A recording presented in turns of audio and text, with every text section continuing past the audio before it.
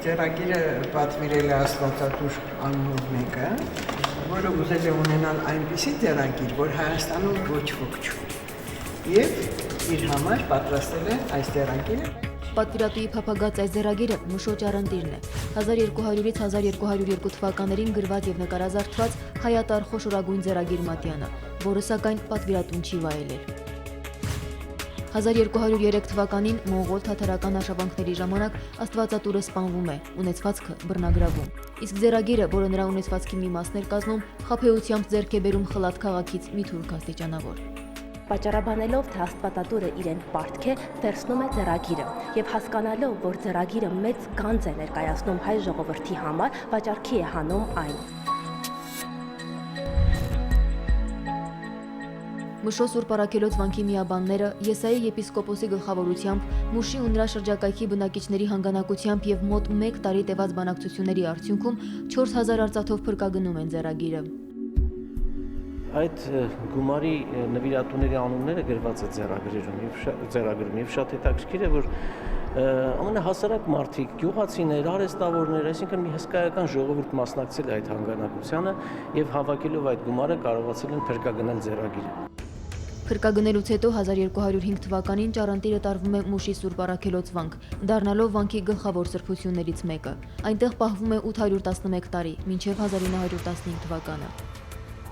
Հայոց աշխարհը պատուհասած Մեծ Եղեռնի օրերին ձեռագրին նոր փորձություններ էին սպասվում։ Հայ ժողովրդին կոտորելուց եւ հայկական սրբավայրերն ու բնակավայրերը ավերելուց զատ թուրք ջարդարարները ոչնչացնում էին նաեւ այնտեղ պահվող եւ հարուստ քաղաքակրթության բազմաթիվ վկայություններ իրենց մեջ բովանդակող հազարավոր ձեռագիր մատյաններ։ Մեծ թվով ձեռագրեր հայրենասեր հայերի անձնազոհության շնորհիվ փրկվել են ոչնչացումից։ Դրանցից մեկը 28 կիլոգրամ կշռող այս մագաղաթյա հսկան է՝ Մշո Ճարընտիրը։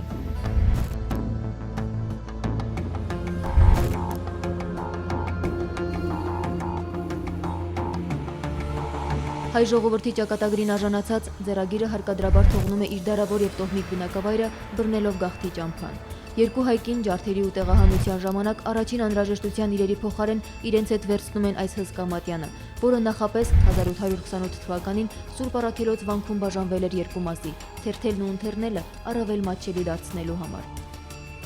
Ձեռագրի մի մասը գաղթական կանայք թաղում են Էրզրումի վանքի բակում, հետագայում վերադառնալու եւ այն ապահով վայր հասցնելու նպատակով։ Սա ձեռագրի այն մասն է, որը երկար տարիներ թաղված է մնացել Էրզրումի եկեղեցու բակում։ Հետո հայտնաբերվել է Նիրբուս սպայի կողմից, որը տարել է Վրաստան, նվիրել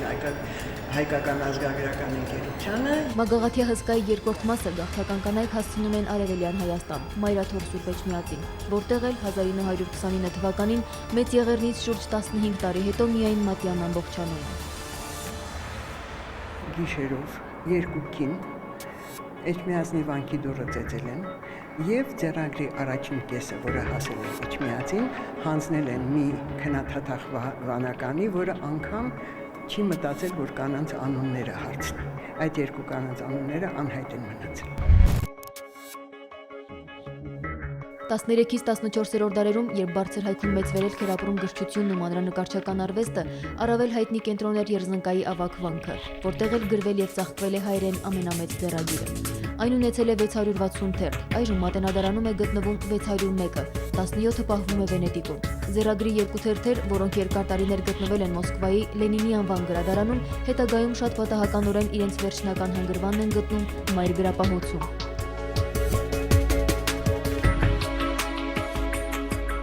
Հայագետ Միշել Վան Էսպրոկը, որը Մատենադարանում աշխատելիս պարզեց, որ Մշո Ճարընտիրը տեսել էր։ Հետագայում գնալով Մոսկվա եւ աշխատելով Մոսկվայի այն ժամանակ Լենինյան գրադարանում, այնտեղ տեսնում է երկու թերթ, որը անմիջապես ճանաչում է, որպես Մշո Ճարընտրի թերթեր, որ իրենք մոսկվացիները չգիտեին, թե դա ինչ է, որտեղից է եւ ինչպես է հասել։ Ուրեմն այս բելգիացու ասելով երկու ռուս գրադարանավարուհիներ բերեցին եւ այդ երկու թերթերը հանդիսավոր կերպով նվիրեցին Մատենադարանին։ Մնացած 40 թերթերը ոչնչացվում են։ Նրանց մեջ ամփոփված եւ եզակի համարվող բազմաթիվ ճառեր, թղթեր, պատմական բովանդակությամբ վկայություններ ու մեկնություններ կորստյան են մատնվում։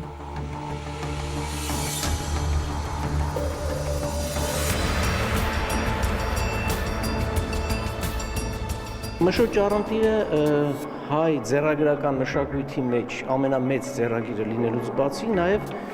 շատ յուրահատուկ տեղ է գրավում որպես զարդանկարչական արվեստի մի հուշարձան, որովհետև նրա այդ հսկայական թերթերը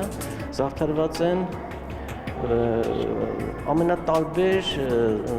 զարդապատկերներով, լուսանցազարդեր, վերջազարդեր, գլխազարդեր։ Լուսանցազարդերը, որտեղ տեսնում եք այստեղ, ներկայացնում են բուսական, երկրաչափական տարրեր, ինչպես նաև աղասպելաբանական կենդանիների պատկերներ, որոնք հազվադեպ են հանդիպում տվյալ ժամանակաշրջանի հայկական ձեռագրերում։ Գրչագիր Այսմատյանն իր ինքնատիպ ու շքեղ պատկերազարդումներից բացի մեծ արժեք է ներկայացնում նաև տերունական մանրանկարներով՝ Քրիստոսը բազմած գահին, ծնունդ, մկրտություն եւ մուտք Երուսաղեմ։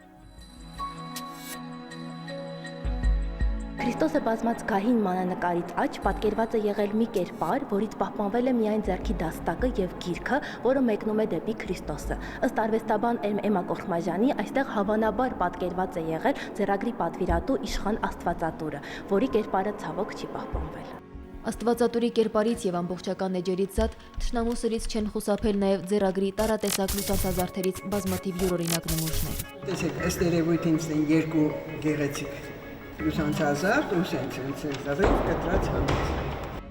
Չնայած փրկության դժվարին ճանապարհին եւ խոշտանգումներին, Մագաղաթի այս ձեռագիրը ապրել է, ապրեցնելով եւ դարերին ավանդելով մեր ժողովրդի պատմությունը, նրա մաքարումներով լի հերոսական անցյալն ու վերապրելու ոգին։